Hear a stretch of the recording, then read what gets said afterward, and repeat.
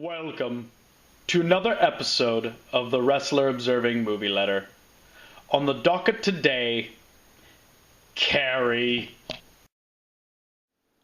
A great example of Hollywood trying to capture lightning in a bottle for a second time.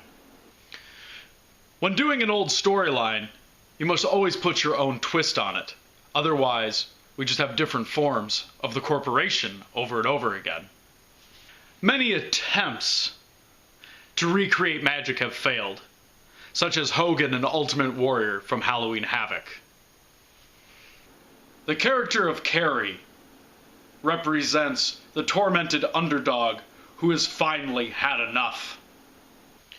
The classic underdog story has a very dark twist, where instead of rooting for a face in the end, we are almost cheering the heel. Carrie represents the anti-hero. After being tormented for so long, she decides to fight back. We find this story to be a slow build. We know that moment of interest to get that big pop is coming. But when and where? And in the end, we see what happens to a once sweet and innocent girl. This is not the traditional diva role we are accustomed to seeing.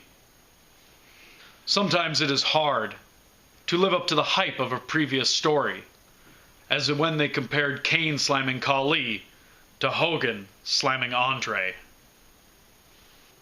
Anybody who has become a main eventer has always ventured out on their own. We follow the main character from her role as a sympathetic babyface to a terrifying heel. A very untraditional underdog story.